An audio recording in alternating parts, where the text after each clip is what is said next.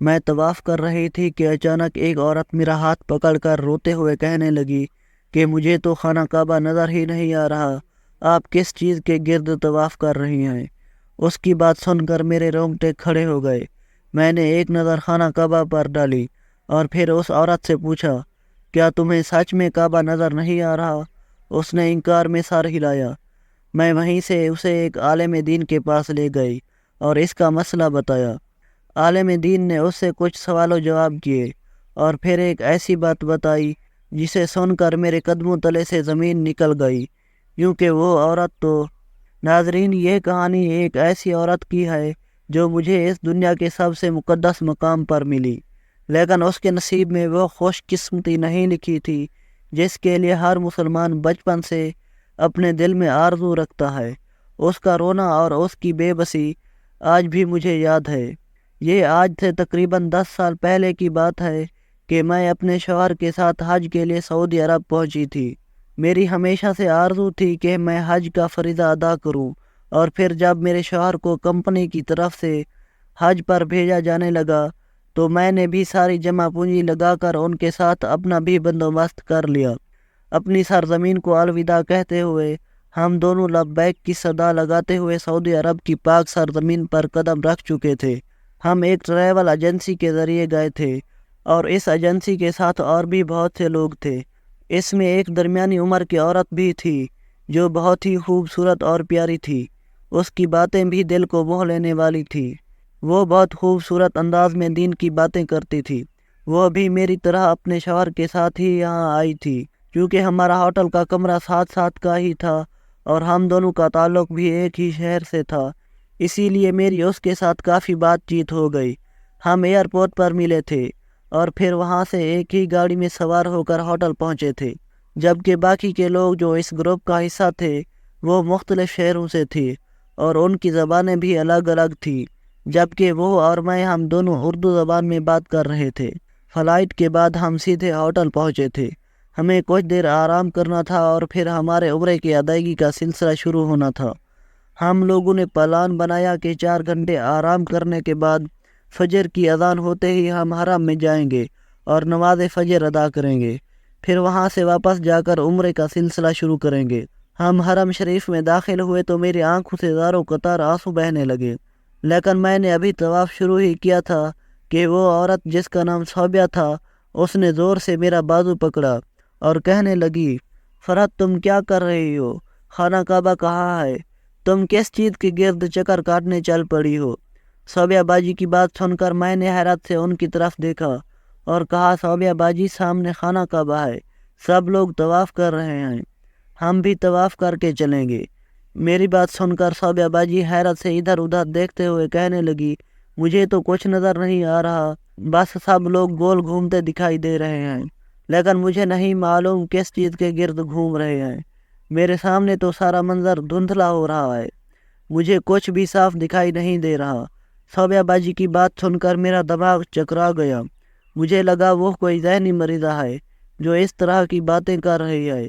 ویسے بھی میں ان سے کچھ دیر پہلے ہی ملی تھی، اسی لیے مجھے ان کے بارے میں کچھ زیادہ پتہ نہیں تھا۔ میں نے صوبیہ باجی سے کہا کہ کیسی باتیں کرتی ہیں، یہ سامنے اللہ کا گھر ہے، اسی کے لیے تو ہم یہاں آئے ہیں۔ صوبیہ باجی نے میری طرف دیکھا اور پھر شاید میرے چہرے کے تاثرات سے اسے اندازہ ہوا کہ میں جو کچھ کہہ رہی ہوں وہ سچ ہے، اور پھر انہوں نے ایک نظر باقی لوگوں پر ڈالی جو دھیرے دھیرے قدم اٹھاتے طواف کر رہے تھے، اور پھر وہ خوب پھوٹ پھوٹ کر رونے لگی اور کہنے لگی، مجھے تو کچھ نظر نہیں آ رہا، بس دھندلا دھندلا سا کچھ محسوس ہو رہا ہے، لیکن خانہ کعبہ نظر نہیں آ رہا۔ ان کے اس انداز پر میں گھبرا گئی۔ میرے اور ان کے شوہر کہیں پیچھے رہ گئے تھے۔ میں نے ان سے پوچھا کہ کیا آپ کی نظر کمزور ہے؟ وہ کہنے لگی، نہیں، میری نظر کمزور نہیں ہے، میں سچ کہتی ہوں، مجھے خانہ کعبہ نظر نہیں آ رہا، مجھے اللہ کا گھر نہیں دکھ رہا۔ وہ روئے چلی جا رہی تھی اور میری حالت بھی خراب ہو گئی تھی۔ میں نے ان کا ہاتھ پکڑا اور جیسے تیسے طواف مکمل کیا۔ پھر میں نے اپنے شوہر اور صوبیہ باجی کے شوہر کو تلاش کیا تو وہ دونوں مجھے نظر آ گئے۔ میں نے فوراً اپنے شوہر کو بلایا۔ صوبیہ باجی کے شوہر بھی ساتھ ہی چلے آئے۔ پھر انہیں ساری بات بتائی تو وہ بھی حیران ہوئے۔ صوبیہ باجی کے شوہر نے ان کا ہاتھ پکڑ کر پوچھا، تمہیں کیا ہو گیا ہے صوبیہ؟ تمہاری تو نظر بھی کمزور نہیں ہے، پھر اتنا بڑا خانہ کعبہ تمہیں دکھائی کیوں نہیں دے رہا؟ صوبیہ باجی روتے ہوئے کہنے لگی، مجھے سچ میں کچھ نہیں دکھائی دے رہا۔ انہوں نے وہی بات دہرائی کہ مجھے سب دھندلا دیکھ رہا ہے۔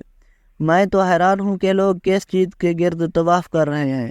فرحت نے مجھے بتایا کہ سامنے خانہ کعبہ ہے، لیکن مجھے اب بھی کچھ نظر نہیں آ رہا۔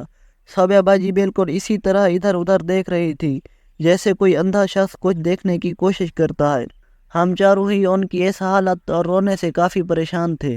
میں نے صوبیہ باجی کے حق میں دعا مانگنی شروع کی کہ یا اللہ ان کی بینائی واپس آ جائے اور انہیں نظر آنے لگے، لیکن ان کی بینائی گئی کب تھی جو واپس آتی؟ انہیں باقی سب کچھ نظر آ رہا تھا، وہاں موجود سارے لوگ اور ارد گرد کی ہر چیز انہیں نظر آ رہی تھی۔ اگر کچھ نہیں دیکھ رہا تھا تو وہ اللہ کا گھر تھا۔ اور پھر جب ہمیں کچھ سمجھ نہ آیا تو ہم صوبیہ باجی کا ہاتھ پکڑ کر وہاں سے باہر چلے آئے۔ ان کی حالت کافی خراب ہو چکی تھی، وہ پھوٹ پھوٹ کر رو رہی تھی۔ پھر کسی نے صوبیہ باجی کا مسئلہ سن کر ہمیں بتایا کہ باہر ایک جگہ ہے جہاں سارے عالم دین بیٹھتے ہیں اور لوگوں کے شرعی مسائل حل کرتے ہیں۔ آپ وہاں جا کر ان کا مسئلہ بیان کریں، کیا پتہ ان کی کون سی ایسی بات ہو جو اللہ کو اتنی ناگوار گزری ہو کہ صوبیہ باجی کو ایسی سزا ملی ہے۔ یہ سننا تھا کہ صوبیہ باجی کے چہرے کا رنگ اتر گیا۔ انہوں نے عالم دین کے پاس جانے سے صاف انکار کر دیا، جیسے ان کی کوئی چوری پکڑی گئی ہو۔ پھر ہم انہیں لے کر زبردستی عالم دین کے پاس گئے تاکہ کسی طرح اس مسئلے کا حل ہو سکے۔ میں بھی ساتھی تھی اور میرے شوہر بھی، کیونکہ صوبیہ باجی کے شوہر کافی پریشان ہو رہے تھے۔ ایسے وقت پر ان دونوں کو اس غیر ملک میں تنہا چھوڑنا ہم نے مناسب نہیں سمجھا، حالانکہ اس معاملے کی وجہ سے ہمارے عمرے کی ادائیگی والا معاملہ بھی کھٹائی میں پڑ گیا تھا۔ خیر عالم دین نے ان کی ساری بات سنی اور صوبیہ باجی سے پوچھا کہ آپ کون ہیں، کیا کرتی ہیں، اپنے بارے میں سب کچھ بتائیں، کوئی بات چھپانے کی ضرورت نہیں، تاکہ معلوم ہو سکے کہ آخر اصل مسئلہ کیا ہے۔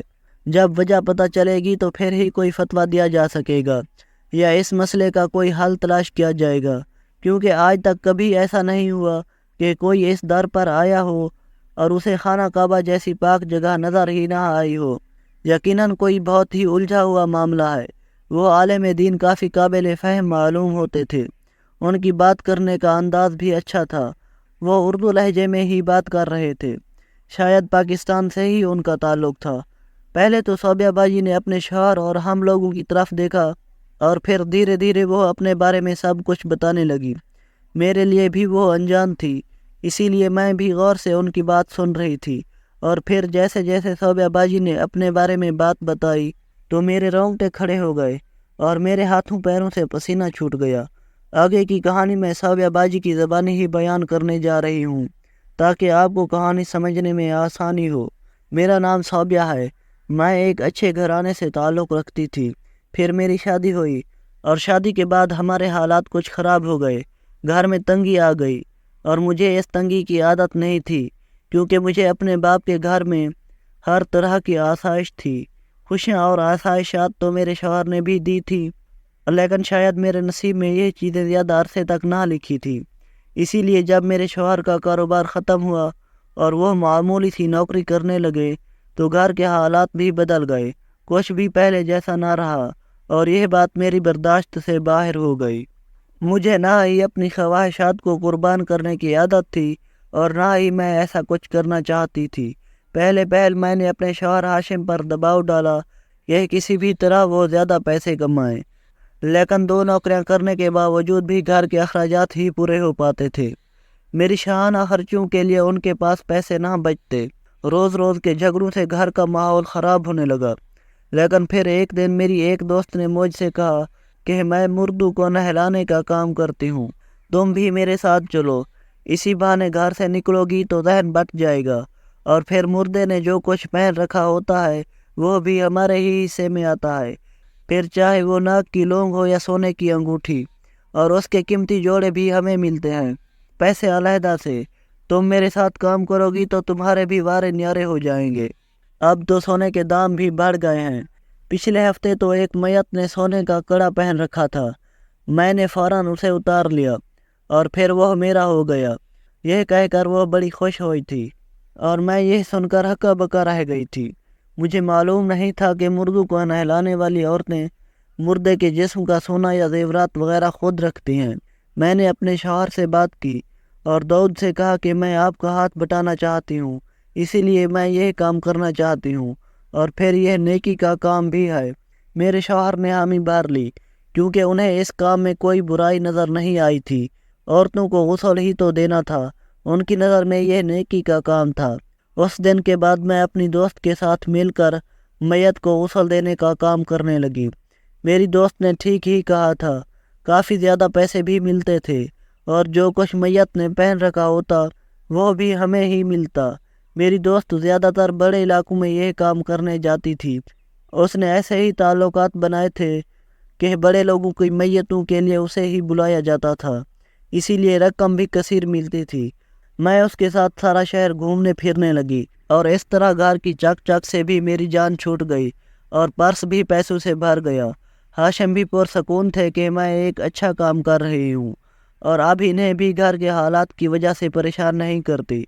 मैं और मेरी दोस्त रोज़ाना तकरीबन दिन में 2 जगह जाते और अच्छे खासे पैसे बन जाते। फिर एक दिन मैंने अपनी दोस्त को एक अजीब हरकत करते देखा। दरअसल कुछ अरसे से मैं यह बात नोट कर रही थी, लेकिन उस दिन मैंने कुछ ज़्यादा ही इस मामले पर गौर किया था। मेरी दोस्त अक्सर मैयत को गुस्ल देने के बाद मुझे किसी ना किसी काम से बाहर भेज देती और फिर जब मैं वापस जाती तो सब कुछ नॉर्मल होता। लेकिन यह बात मुझे बड़ी अजीब लगती थी कि हर बार कुछ ना कुछ ऐसा होता था कि जिसके लिए मुझे इसे तन्हा छोड़कर बाहर निकलना पड़ता था। अजीब बात तो यह थी कि अमीर लोग गुस्ल के वक्त मैयत के करीब भी ना होते थे, जबकि हम जैसे मिडिल क्लास या गरीब लोगों में मैयत के वक्त कोई ना कोई बहन, बेटी या माँ मैयत के पास मौजूद होती थी। लेकिन यह अमीर लोग तो मैयत को हमारे सहारे छोड़कर मेहमानों में मगन हो जाते हैं। उन अमीरों की दुनिया हमारी दुनिया से काफ़ी मुख्तलिफ थी। इसीलिए जब एक दिन मैयत को गुस्ल दिलाते वक्त मेरी दोस्त ने मुझे मामूली काम के लिए बाहर भेजा तो मुझे अपनी दोस्त पर शक हुआ। लिहाजा मैं कमरे से बाहर तो निकली, लेकिन फिर जल्द ही अंदर लौट आई और यह देखकर हैरत से मेरी आंखें फटी की फटी रह गई कि मेरी दोस्त ने अपने पर्स से कुछ निकालकर मुर्दे की ज़बान के नीचे रखा था। मैंने घबरा कर पूछा, परवीन यह क्या कर रही हो? मुझे देखते ही उसके चेहरे का रंग पीला पड़ गया और फिर उसने जल्दी से मेरे मुंह पर हाथ रखा और कहने लगी, बाद में बताऊंगी, अभी अपना मुंह बंद रखो। फिर हमने मैयत के घर वालों से पैसे समेटे और साथ ही सोने की 2 अंगूठियां भी हमारे हिस्से में आईं। वो लेकर हम वहां से निकल पड़े। बाहर पहुंचते ही मैंने परवीन से कहा, अब बताओ तुम मैयत के साथ क्या कर रही थी? परवीन ने इधर उधर देखा और फिर आहिस्ता से कहने लगी कि मैं एक आमिल के लिए काम करती हूँ। वो मुझे तावीज़ देता है जो मैयत की ज़बान के नीचे छुपाना होता है। बड़ा काम नहीं है, लेकिन इसके भी मुझे बहुत पैसे मिलते हैं, इसीलिए मैं खामोशी से यह काम कर देती हूँ। परवीन की बात सुनकर मेरी जान निकल गई थी। मैंने पूछा कि आखिर ये किस चीज़ का तावीज़ होता है जो मैयत की ज़बान के नीचे रखा जाता है? क्या यह गलत बात नहीं है? परवीन कहने लगी, क्या सही क्या गलत, इन अमीर लोगों को क्या फ़र्क पड़ता है?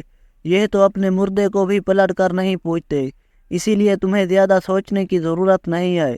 मामूली से काम के बहुत ज़्यादा पैसे मिलते हैं। मुझे देखो, मैंने कितना बड़ा घर ख़रीद लिया है, जबकि तुम्हारे शौहर का जब से कारोबार डूबा है तुम्हारे तो हालात ही नहीं संभल रहे। परवीन की बात सुनकर मैं खामोश हो गई थी। फिर आहिस्ता आहिस्ता मैं इसे यही सब करते हुए देखने लगी और मेरा दिल भी सख्त हो गया। फिर एक दिन परवीन की अचानक से हालत ख़राब हुई और उसे फालिज का अटैक हो गया। वो बोलने से भी कासिर हो गई, बस बिस्तर से लग गई। तो मैंने अकेले ही ये काम संभाल लिया। इतने अरसे में मेरे भी काफ़ी ताल्लुकात बन गए थे। फिर परवीन की जगह मैंने वही काम शुरू कर दिया। मैं इस आमिल बाबा को परवीन के तवस्सुत से जान गई थी। मुझे पैसों की लालच लगी तो मैं उस आमिल के पास जाती, उससे तावीज़ लेती और फिर मैयत की ज़बान के नीचे रख देती। मुझे नहीं मालूम था कि तवीज़ किस चीज़ का है, लेकिन मुझे इस काम के अच्छे खासे पैसे मिलते थे। फिर धीरे धीरे इन्हीं पैसों से मैंने अपने शौहर को दोबारा कारोबार शुरू करवा दिया और हमारे हालात बेहतर हो गए। कभी कभी हाशिम पूछते कि साबिया तुम इतनी तरक्की कैसे कर रही हो? मैं उनसे यही कहती कि ये पैसे अमीर लोग हमें देते हैं, کیونکہ ہم ان کے پیاروں کی آخری رسومات ادا کرنے میں ان کا ساتھ دیتے ہیں۔ اور میری یہ بات سن کر ہاشم مطمئن ہو جاتے۔ میں نے ساری زندگی اسی طرح پیسہ بنایا اور پھر اسی پیسے سے ہی حج کرنے چلی آئی، لیکن یہاں آنے کے بعد مجھے خانہ کعبہ ہی نظر نہیں آیا۔ ہر چیز دھندلی تھی۔ میں نہیں جانتی ایسا کیوں ہوا ہے، لیکن مجھے لگتا ہے کہ یہ سب کچھ ان تعویذوں کی وجہ سے ہوا ہے۔ میرا رب مجھ سے ناراض ہو گیا ہے اور اسی لیے مجھے یہ زیارت نصیب نہیں ہوئی۔ صوبیہ باجی نے ساری تفصیل اس عالم دین کو بتائی تھی، جسے سن کر وہ کتنی ہی دیر خاموش رہے، اور پھر اس کے بعد انہوں نے ایک ایسا جواب دیا تھا جسے سن کر ہم سب کے رونگٹے کھڑے ہو گئے۔ وہ کہنے لگے، کیا آپ کو معلوم ہے کہ وہ کس چیز کے تعویذ تھے؟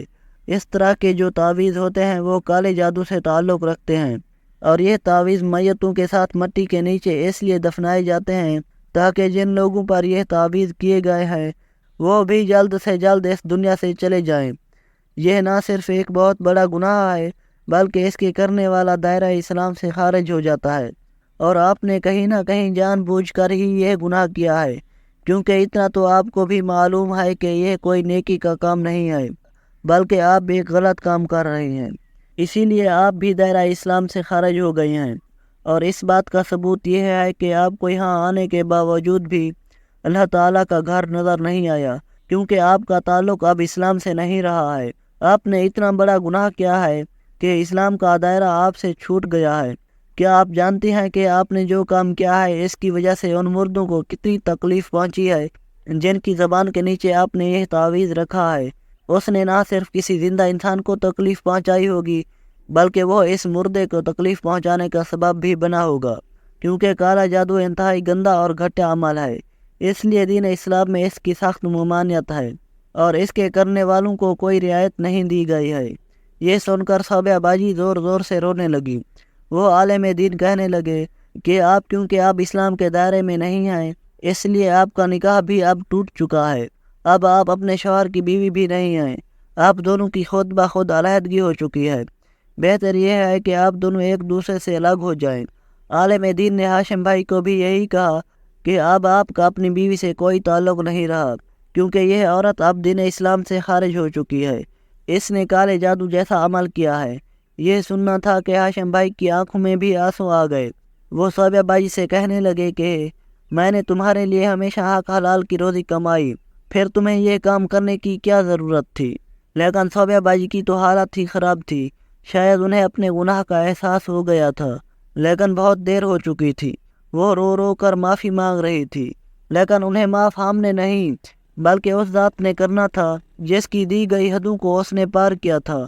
ہاشم بھائی نے ان سے جدائی اختیار کر لی تھی اور پھر انہیں واپس بھیج دیا تھا اور خود یہیں ٹھہر گئے تھے، کیونکہ انہیں تو حج کی ادائیگی کرنی تھی۔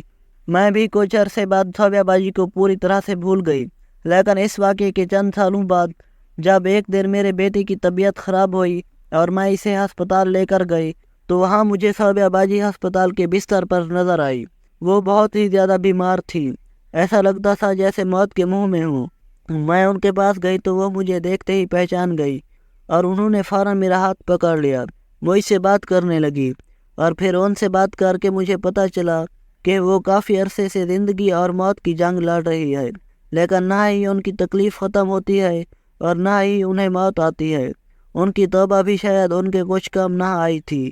صوبیہ باجی نے مجھے بتایا کہ ان کی دوست کا بھی یہی حال ہے، پہلے اسے فالج ہوا تھا، ساتھ ہی ہارٹ اٹیک بھی ہو گیا، اب وہ بہت ہی اذیت میں ہے، اس کی بہو نے اسے زنجیروں سے باندھ رکھا ہے، وہ چیختی چلاتی ہے، روتی ہے، لیکن کوئی اس کی چیخ و پکار نہیں سنتا۔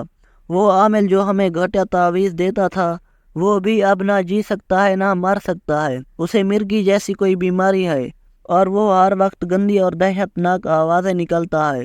صوبیہ باجی روتے ہوئے کہنے لگی کہ شاید میرا انجام بھی ایسا ہی ہونا ہے۔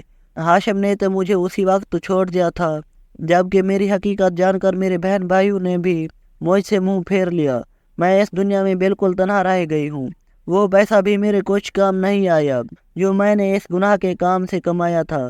میں نے ان کے سر پر ہاتھ رکھ کر ان کے حق میں دعا کی کہ یا اللہ انہیں معاف فرما دے، اور میں واپس لوٹ آئی۔ اس بات کو کئی سال گزر چکے ہیں، لیکن جب بھی مجھے وہ یاد آتی ہیں تو میرے رونگٹے کھڑے ہو جاتے ہیں۔ اب میں ایک छोटे से छोटा काम भी दीन की तालीम हासिल करके करती हूँ कि कहीं मुझसे कोई भूल चूक ना हो जाए।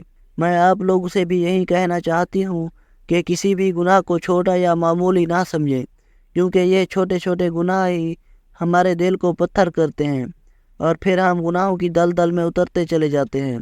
कुछ गुनाह माफ़ हो जाते हैं, लेकिन कुछ की तलाफ़ी सिर्फ माफ़ी मांगने से मुमकिन नहीं होती। ऐसा ना हो कि हमें भी बाद में पछताना पड़े, इसीलिए पहले ही सोच समझ कर कदम उठाएं। यह दुनिया एक आर्जी ठिकाना है, यहाँ लालच में पड़कर अपनी आखिरत को ख़राब ना करें, क्योंकि वही अब्दी ज़िंदगी है। नाज़रीन, अगर वीडियो पसंद आई हो तो इसे लाइक करके इस पर अपने मुफीद कमेंट से आगाह करें और चैनल को भी ज़रूर सब्सक्राइब करें। शुक्रिया।